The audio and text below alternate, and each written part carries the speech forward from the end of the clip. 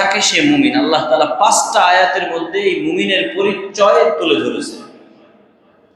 পরের 2টি আয়াতের মধ্যে মুমিনের বিপরীত যারা আছে কাফেরদের পরিচয় তুলে ধরছেন। এগুলো নিয়ে আলোচনা হয়েছে। পরবর্তীতে আল্লাহ তাআলা 13টা আয়াতের মধ্যে, খুব ভালো করে বুঝবেন, 13টা আয়াতের মধ্যে আল্লাহ তাআলা মুনাফিকদের পরিচয় তুলে ধরছেন। তার মানে মুনাফিক কতটা ভয়ঙ্কর হতে পারে, যাদের পরিচয় দেওয়ার জন্য আল্লাহ তাআলা 13টা আয়াত আনতে হয়েছে। মুমিনের পরিচয় দেওয়ার জন্য আল্লাহ তাআলা কয়টা আয়াত আনলেন? 5টা। কাফেরের পরিচয়ের জন্য মাত্র 2টা আয়াত।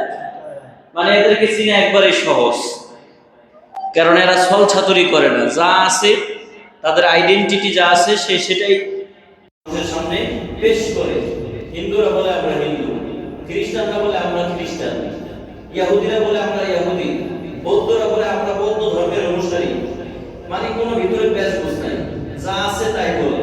এজন্য কোনো মানুষ ধোঁকা খেয়ে বৌদ্ধও হয় না, কোনো মানুষ তাদের দ্বারা ধোঁকার শিকার হয়ে খ্রিস্টানও হয় না, কোনো মানুষ তাদের দ্বারা ধোঁকার শিকার হয়ে হিন্দুও হয় না। আলহামদুলিল্লাহ, মানুষ যখন, মুসলমান যখন তাদের পরিচয় জানতে পারছে যে এরা তো আমাদের দল লোক না, কাজে ওদের দলে আমাদের যাওয়া যাবে না, এরা ভিন্ন কেউ। পরিচয় স্পষ্ট। পরিচয় কি? স্পষ্ট। কিন্তু 13টা আয়াত দ্বারা আল্লাহ তাআলা প্রমাণ করলেন, বুঝাতে চাইলেন, পরিচয় দিতে চাইলেন এক শ্রেণীর মানুষের। এরা হার জমানায় ছিল, প্রত্যেক জমানায় ছিল, প্রত্যেক যুগে ছিল, প্রত্যেক কালে ছিল, শতাব্দীতে ছিল। তারা কারা? মুনাফিক। বলেন তারা কারা? দেখবেন অনেক সময় আমরা যদি কাউকে জিজ্ঞেস করি, ভাই এখান থেকে আপনার গুলিস্তান যাওয়ার রাস্তা কোনটা কোনটা আছে, তখন জ্ঞানী মানুষ হইলে প্রথমে একটা বা 2টা রাস্তার পরিচয় দেয়, সহজ রাস্তা, যে ভাই এখান থেকে আপনি এই বাসে উঠলে একবারে গুলিস্তান চলে যেতে পারবেন। আচ্ছা, যদি একটু আপনার কাছে ভালো মনে না হয়, তাহলে আরেকটা রাস্তা আছে, এখান থেকে আপনি এই বাসে উঠলে এদিক থেকে আপনাকে গুলিস্তান নিয়ে যাবেন। কিন্তু আরেকটা রাস্তা আছে অনেক বেশ, ভাই এটা আপনি চিনবেন না, তাও বলে দিই, আমরা এটা চিনবেন না, তাও বলে দিই। এই যে দিক থেকে কদমতলী হয়ে তারপরে ঘুরে এরপর আরেকটা রাস্তা আছে কঠিন, যেটা এটা আমরা সবার শেষে বলি। পরীক্ষার্থী পরীক্ষার প্রশ্নের যখন উত্তর দেয়, স্বাভাবিকভাবে সে সহজ যেগুলো, কমন যেগুলো পড়েছে সেগুলো আগে লেখে, যেটা কঠিন এটা পরে লেখে। ভুল ভ্রান্তি যা হবে শেষে, কারণ আগেরটা যদি কঠিনটা ধরি মাথা নষ্ট হয়ে যাবে, পরবর্তীতে সহজ যেগুলো সেখানেও গিয়ে ব্যস্ত থাকবে। কি ভাই, এরকম হয় না? তো আল্লাহ তাআলা মুনাফিকের পরিচয় দিলেন 13টা আয়াত দ্বারা। দোস্ত, চিন্তা করেন এই ফেরকা কতটা ভয়ঙ্কর। আল্লাহ তাআলা বলছেন,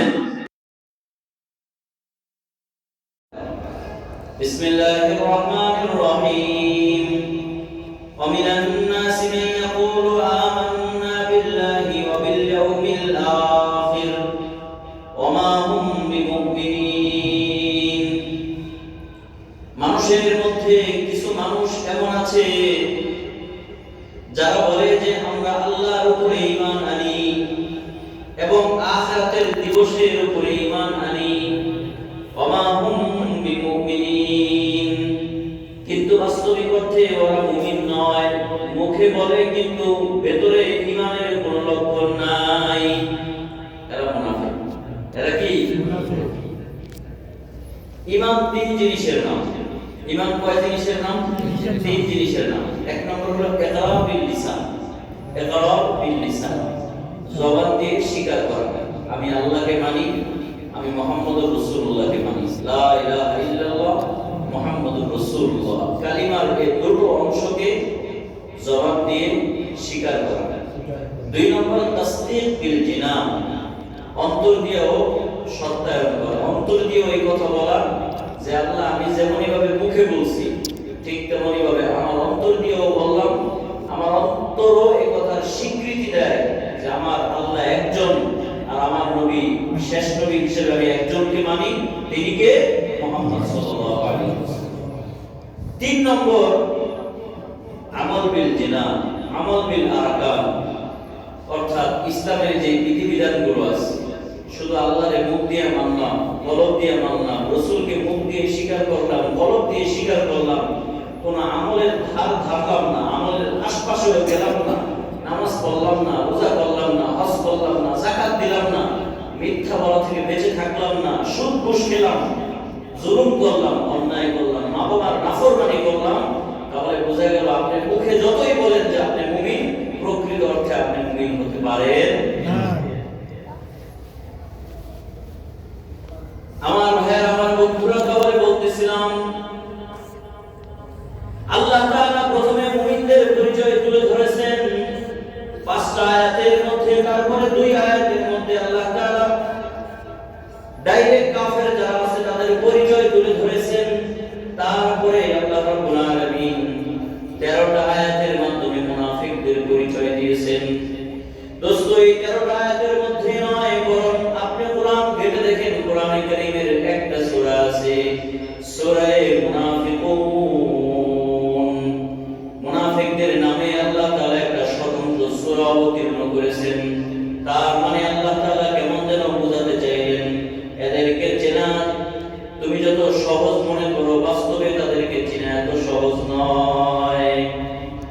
এদেরকে নিয়ে ঘাটাঘাটি করতে হবে, গভীরে গিয়ে চিন্তা করতে হবে, তাদের সাথে চলাফেরা করে তারপরে মুনাফিককে চিহ্নিত করতে হবে। একটা সূরা, স্বতন্ত্র সূরা। আল্লাহ যদি কোনো বিষয় গুরুত্বপূর্ণ না হয়, ওই বিষয়ে অন্তত একটা সূরা নাযিল করেন না, একটা দুই আয়াত নাযিল করেন। বিষয়টা কতটা গুরুত্বপূর্ণ হলে আল্লাহ তাআলা একটা সূরা নাযিল করতে পারেন। তাহলে মুনাফিকরা এসে কি বলবে? যে আমরা আল্লাহকে মানি, আমরা আখিরাতের দিবসকে বিশ্বাস করি, কিন্তু বাস্তবিক অর্থে আল্লাহ ঘোষণা দিচ্ছেন তারা মুমিন না। তারা কি না? মুমিন। মুনাফিকদের একটু পরিচয় আমাদের জানা দরকার। মুনাফিকের শাব্দিক অর্থ হলো ছদ্মবেশী, ছদ্মবেশ ধারণ করে। আর মুনাফিকের পারিভাষিক অর্থ হলো হুয়াল্লাযী ইউযহিরুল ঈমান ওয়া ইউবতিনুল কুফর। যারা ঈমানকে মুখ দিয়ে বলে যে আমরা মুমিন, কিন্তু ভিতরে কুফরি রাখে, অর্থাৎ উপর দিয়ে ফিটফাট, ভিতরে সদরঘাট। ভিতরে কি গাছ? সদরঘাট।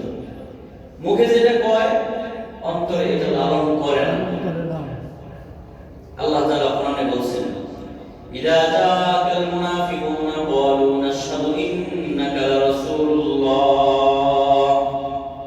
ওয়াল্লাহু ইয়ালামু ইন্নাকা লারাসূলুহু ওয়াল্লাহু ইয়াশহাদু ইন্নাল মুনাফিকিনা লাকাযিবুন।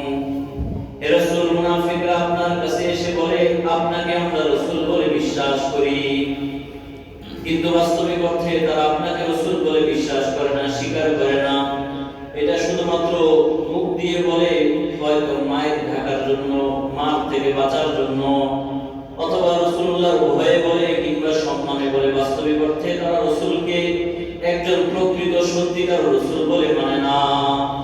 আল্লাহ তাআলা বলছেন তারা মুখে যা বলে অন্তরে তা বিশ্বাস করে না, এজন্য তারা মিথ্যাবাদী, এজন্য তারা ধোঁকাবাজ, প্রতারক।